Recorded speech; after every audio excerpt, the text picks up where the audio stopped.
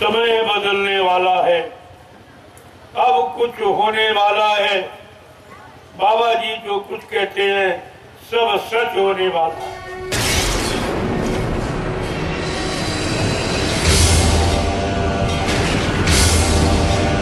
गुरु भक्ति का विषय बड़ा कठिन है।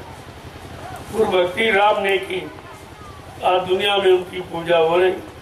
गुरु भक्ति कृष्ण ने की तो उनकी पूजा हो रही। यहाँ तो गुरु भक्तों की पूजा, और तुम्हें तो सतगुरु भक्ति करने का आदेश मिला है। जब गुरु भक्तों की इतनी पूजा तो तुम सतगुरु भक्त हो, तुम्हारी कैसे पूजा हो? लेकिन कर्म तो करो, कर्म करो, ये सब तुम्हारे पीछे पीछे हो जाए। देखते जाइए आप कैसे समय की तैयारी की जा रही। उस समय का नाम है सतयुग आगमन। ये सतयुग आगमन की तैयारियां हैं। सतयुग कैसे आएगा? सतयुग में लोग इसी तरह के होंगे कि निस्वार्थ सेवा भाव हो। आज समाज में निस्वार्थ भाव आ जाए तो देश में तरक्की हो जाएगी। निस्वार्थ बात किसी को नहीं। पद दे दो, कुर्सी दे दो, कभी नहीं कर रहे। तो बिना यानी स्वार्थ के ये कैसे करें? जब कितना बड़ा स्वार्थ, कितनी बड़ी बड़ी तनख्वाहें मिल रही, कितना बड़ा सम्मान मिल रहा, पद मिल रहा, ये तब नहीं काम कर रहे हैं तो ये निस्वार्थ भाव से कैसे काम करें? आज आपके सामने निस्वार्थ भक्ति का ये पाठ पढ़ाया नहीं, सिखाया जा रहा। लोग सीख रहे हैं। ये अगर इनको देश का काम दे दिया जाए तो कितनी देर लगेगी? वो तो लोग दिन में नहीं काम कर रहे हैं, ये रात में कर रहे हैं। इनको लाखों रुपए तनख्वाह मिलती है, मान और सम्मान अधिकार सब, और चोरी चमारी और सब करते हैं, फिर भी काम नहीं करते हैं। और इनको देखिए, ये रात में निस्वार्थ सेवा करते, कोई तनख्वाह नहीं, कोई मान सम्मान की भावना किसी तरह की। ये है सतयुग की तैयारी, ये सतयुग लाने की भूमिका। इस सतयुग में ऐसे ही लोग सेवा करें। कोई पैसा की इच्छा, कोई सामान की इच्छा, कोई सम्मान की कुछ नहीं, केवल उनके अंदर सेवा भाव होगा। वो देश की सेवा करे। ये तो देश की सेवा का नाटक हो रहा, कोई करने को तैयार नहीं। अगर ये पद हटा लो तो कोई नहीं, कोई तैयार नहीं। कुर्सी हटा दो, कोई तैयार नहीं। तनख्वाह हटा दो, कोई तैयार नहीं। मान सम्मान हटवा दो, और लूटपाट जो कर रहे हैं ये हटा दीजिए, कोई नहीं तैयार होगा। आगे समय आ रहा है दूरदर्शी का, तब ऐसे लोग हाथ जोड़ेंगे कि हमको कुछ नहीं चाहिए, क्योंकि दूरदर्शी व्यवस्था का काम की पहचान क्या है कि महीने में 30 दिन होते, 29 दिन वो समाज देश का काम करेगा। अगर पास में है तो पैदल, दूर थोड़ा है तो साइकिल, ये बंगला और जीप कार मोटर और हवाई जहाज ये नहीं मिलेंगे, ये नहीं होंगे। तो कहा तुम लोग ऐसे हाथ जोड़ते हैं, तुम पूरा हाथ जोड़ के कहोगे कि महाराज हमको कुछ नहीं चाहिए, क्योंकि तुमको सेवा नहीं चाहिए, तुमको स्वार्थ चाहिए, तुमको लोभ लालच चाहिए, तुमको मान सम्मान अधिकार चाहिए, तुमको सेवा नहीं चाहिए। अब धीरे धीरे तुम्हारे सामने सब माहौल है, उनका भी देख लो। इनको चंदा नोट वोट सभी देते हो, महंगाई झेलते हो, बेरोजगारी सहते हो, टैक्स देते हो, जीएसटी भरते हो, लेकिन काम के नाम सब कुछ देने के बाद भी काम नहीं करते। और यहाँ प्रेमियों को कोई पैसा नहीं, कोई तनख्वाह नहीं, कोई पद नहीं, कोई कुर्सी नहीं, ये रात में परमाती सब नाम सेवा करते। इस इतिहास को कैसे भुलाया जाएगा जो कहीं हिंदुस्तान में हो ही नहीं रहा, कोई नहीं। आप पहले समझिए हमारी काम, धीरे धीरे सब समझ में आ जाएगा ये काम कैसा। आज नहीं तो कल आपको ये सब मानना पड़ेगा, क्योंकि तुम्हारी इच्छा तो यही है कि कोई काम करने वाला, कोई सच्चा ईमानदार मिल जाए, चरित्रवान कोई मिल जाए, शाकाहारी सदाचारी ब्रह्मचारी कोई मिल जाए, जो देश समाज का काम कर दे, हमारे बाल बच्चों का काम कर दे, यानी हमारा हमको न्याय सुरक्षा रोजी रोटी प्रदान कर दे। चाहते तो अब यही हो, लेकिन कोई नहीं कर रहा। सब कुछ देने के बाद भी कोई नहीं कर, सारी चर्चाएं चल रही, लेकिन ये चर्चा कोई नहीं कर रहा कि हमको काम की जरूरत। अगर तुम्हारे अंदर सेवा भाव है तो हिंदुस्तान के किसी कोने से शुरू कर दो सेवा। देश तो तुम्हारा है, काम तुम्हारा है, भाव तुम्हारे अंदर है, सेवा भाव कहीं से शुरू कर दो। लेकिन नहीं, अगर उस क्षेत्र में वे सांसद नहीं बन पाएंगे और मतलब यानी विधायक नहीं बन पाए तो काम नहीं। तो ये तो पहले ही तुम्हारा स्वाद झलक रहा। तुम यहाँ बनने के लिए आए हो कि समाज देश को रास्ता बनाने के लिए आए, उनको लाभ देने के लिए आए हो कि तुम पहले अपना लाभ लेने के लिए आए हो? कोई नहीं सोच रहा, किसी का विचार इस पर नहीं है। आगे दूरदर्शी का समय आ रहा, ये सब जो कहा जा रहा या पहले कहा बाबा जी ने, वो सब आपको करके दिखा दिया जाएगा। तब आपकी समझ में आ जाएगा कि स्वार्थ युग और धर्म युग किसे कहते। अभी धर्म युग नहीं है, धर्म की तो ये परिभाषा नहीं जानते। ये लोभ लालच मान सम्मान को ही धर्म कहते, जबकि धर्म इससे बहुत दूर। इस गंदगी से धर्म एकदम परे है, उसमें किसी तरह की कोई गंदगी। धीरे धीरे ये सब माहौल आपके सामने बनता जा रहा।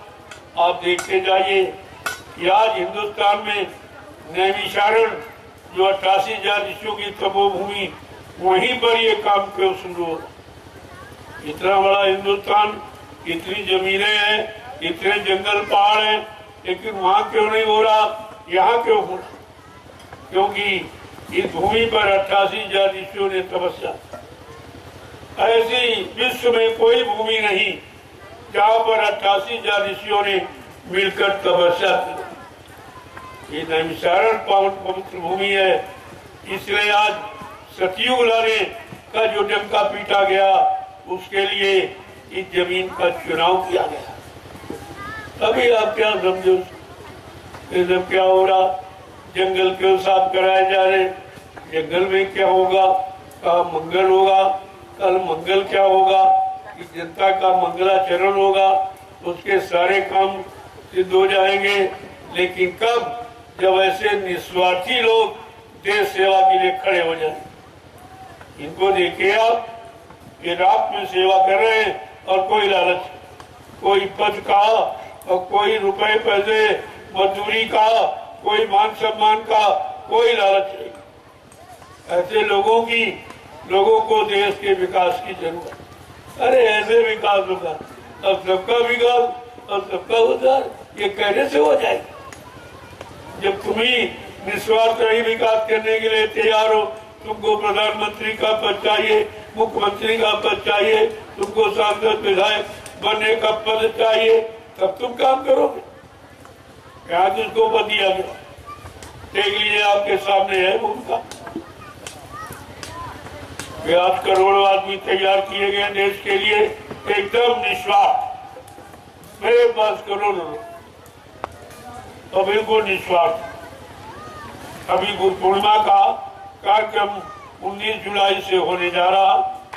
आप देख लीजिएगा कि कितने लाख लोग निस्वार्थी तैयार हो गए देश की सेवा के।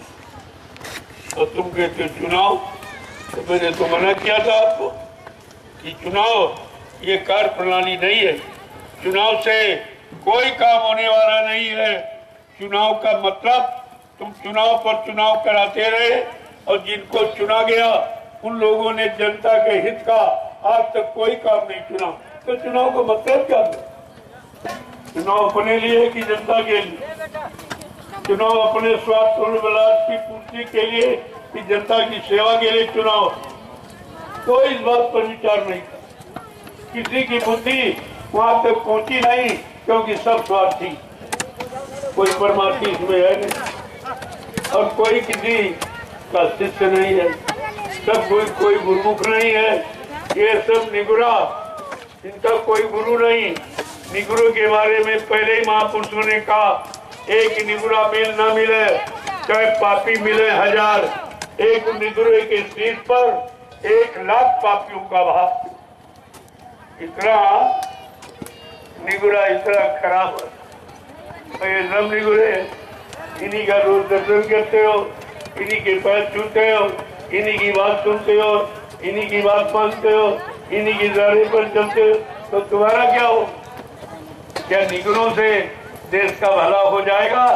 अगर हो जाता तो 70 साल में इन निगुरों को आपने सब तरह का मौका दिया, लेकिन कब कुछ नहीं, और बिगड़ता जा रहा, समस्याएं और उलझती जा रही है, दुख तकलीफ बढ़ते चले जा रहे हैं, बीमारी महामारी बढ़ती चली जा रही, लोगों में विकार और मतलब यानी स्वार्थपरता, लोभ लालच बढ़ता जा रहा। क्या यही विकास है? क्या इसी को विकास कहोगे? जो सबका विकास और सबका साथ समझते हो, जो कहते हैं तुम्हारा झूठ है कहना, तुम अपना नहीं विकास कर पाए, इसी के बराबर अपने मन को नहीं सुधार पाए, अपने मन को मान सम्मान की गंदगी से अलग नहीं कर पाए हो, तो तुम देश का विकास क्या करोगे? पहले अपना विकास सोचो, अपने मन का विकास, अपनी बुद्धि चित्त का विकास, अपनी आत्मा का, तब तुम विकास की बात करो। तुम्हें ये पता ही नहीं है कि विकास शब्द कितना बृहद है। थोड़ा सा इधर उधर पढ़ लिया और सुन लिया और बकने लगे, अरे ये शब्द संत महापुरुषों का है, विकास वो करते हैं, तुम तो विकास नहीं विनाश कर रहे हो, और हर तरफ का विनाश तुमने किया, चरित्र का विनाश तुमने किया, स्वच्छता खान पान का विनाश तुमने किया, लोगों की उच्च भावनाओं का विकास तुमने किया, सच्चाई ईमानदारी का विनाश तुमने किया, एक तरह का। इसलिए समय बदलने वाला है, अब कुछ होने वाला है। बाबा जी जो कुछ कहते हैं सब सच होने वाला है। अब ये वक्त समय परिवर्तन का, इसलिए कहा था परिवर्तन के वक्त पर बहुत सोच समझ कर चलना। मैंने प्रार्थना की थी देश के राजा और प्रजा से, ये 24 का चुनाव देश के राजा प्रजा के लिए अच्छा नहीं हो, कृपया हमारी प्रार्थना स्वीकार कर लो, इसको टाल दो। तुम्हारी स्थिति अभी अच्छी नहीं है, तुम्हारे पर इतना कर्जे का बोझ लगा हुआ है, पहले उसको निकालो और देश में खुशहाली जब आ जाए तो चुनाव कभी करा लेना, चुनाव कभी करा लेना। मैं चुनाव का बहिष्कार नहीं करता हूँ, लेकिन समय को टालने की बात जरूर कहता हूँ, और आपने मेरी वही बात नहीं मानी और व्यवस्था बिगड़ गई। क्या हुआ इस चुनाव से? ये साझे की खेती, साझे का व्यापार और साझे का ये शासन, क्या ये चल पाएगा? कभी आपने इस पर विचार सबके मन का तुम कर लोगे तो विरोधी तुम्हारे सिर पे खड़ा है, तुम्हारी बराबरी वाला विरोधी तुम्हारी सिर पे खड़ा हो। अब तुम मनमानी, जिस मनमानी की इच्छा रखते थे और इतने दिन मनमानी करते रहे, अब वो समय निकल, सुख सदा रहता नहीं, जो दुख का भी अंत है। समय एक समान नहीं रहता, समय परिवर्तनशील है और वो बदलता रहता, तो तुम्हें भी समय से बदलना पड़ेगा। ऐसा नहीं है मनुष्य बली नहीं होते, समय हो तो बलवान और भिलन लूटी गोपिका कोई अर्जुन नहीं। जब वो समय नहीं रहा, कृष्ण का समय नहीं, राम का समय नहीं, अरे भगवान का जब समय नहीं रहा, अरे इंसान क्या तेरा समय एक समान बना रहेगा? तूने कभी विचार नहीं किया इस पर? ये परिवर्तनशील जगत है, क्या नित्य परिवर्तन है। सूर्य इतना महान, इतना प्रकाशमान, उसमें भी देखो परिवर्तन, सुबह दोपहर शाम, सुबह दोपहर, तो भी एक समान चमक नहीं सकता, एक समान प्रकाश नहीं दे सकता। तुमने इस पर विचार नहीं किया? तुम इंसान होकर इतने गरुड़ गुमान घमंड में रह रहे हो, तुम्हें नहीं मालूम कि परिवर्तन सबके पीछे लगा हुआ तो होगा। इसलिए हमारी एक एक बात आप नोट करके रखो, आगे आने वाले समय में ये बातें आपको याद आए। जय गुरुदेव, जय गुरुदेव, जय गुरुदेव, जय गुरुदेव नाम किसका, जय गुरुदेव नाम किसका, प्रभु का प्यारा नाम। जय गुरुदेव। प्रभु तुम अपने काम में लगे, तुम्हारा निशाना पक्का होना। एक दिन मजबूर विवश लाचार होकर तुम्हारे रास्ते को सबको अपनाना पड़े, क्योंकि सच्ची सुख शांति पाने का कोई रास्ता किसी के पास नहीं। मैं चैलेंज के साथ, सच्ची सुख शांति देने का रास्ता किसी का, वो संत महापुरुषों के सिवा सुख शांति किसी के पास है ही नहीं। जिन्हें कहा नानक दुखिया सब संसारा, सुखिया वही जो प्रभु नाम आधारा।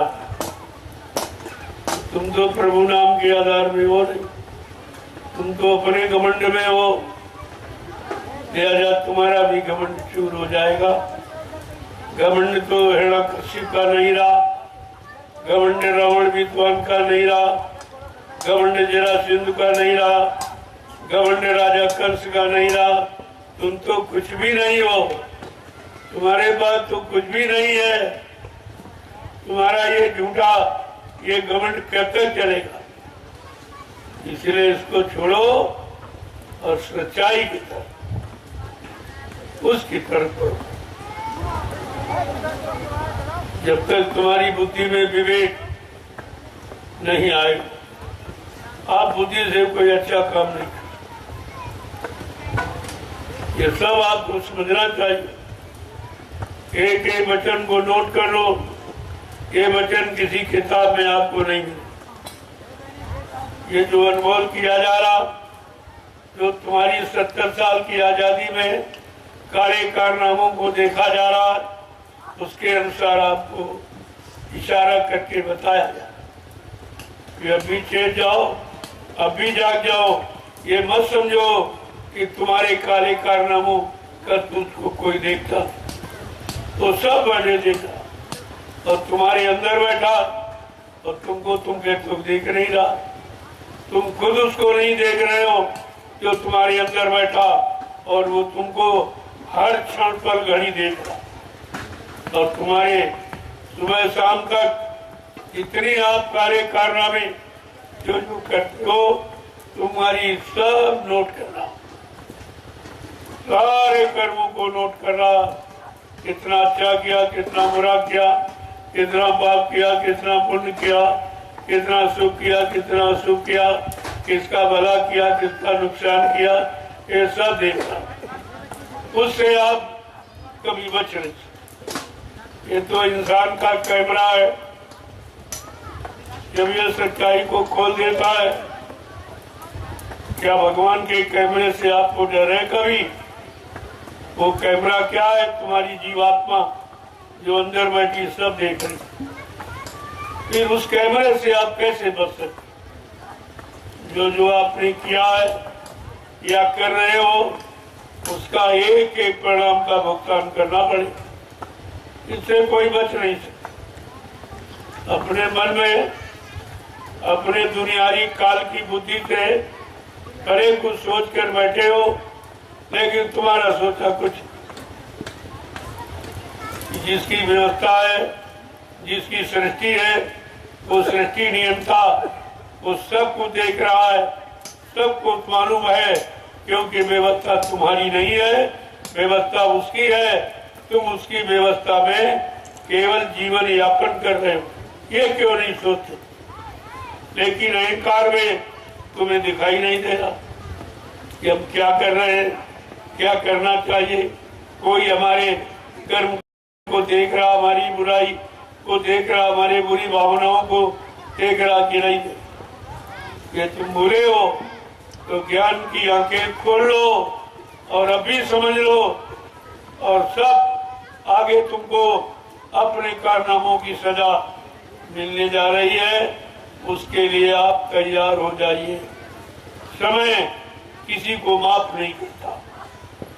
जय गुरुदेव, जय गुरुदेव, जय गुरुदेव, जय गुरुदेव, जोर से बोलो, जय गुरुदेव, सब मिल बोलो, जय गुरुदेव, बोलना होगा, जय गुरुदेव, अभी से बोलो, जय गुरुदेव, दुख दर्द हरेंगे, जय गुरुदेव, सब कष्ट मिटेंगे, जय गुरुदेव, सुख शांति भी देंगे। जय गुरुदेव, सबके दाता, जय गुरुदेव, सबके मालिक, जय गुरुदेव, प्रेम से बोले, जय ये गुरुदेव। नाम नहीं इंसान का, यह नाम है प्रभु का, ये काम नहीं इंसान का। यह काम है प्रभु का। रवियो इंसानों के बस का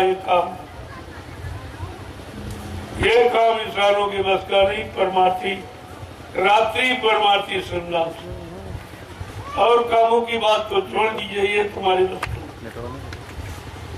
जब इस तरह से शारीरिक श्रम और ईमानदारी जब चली गई,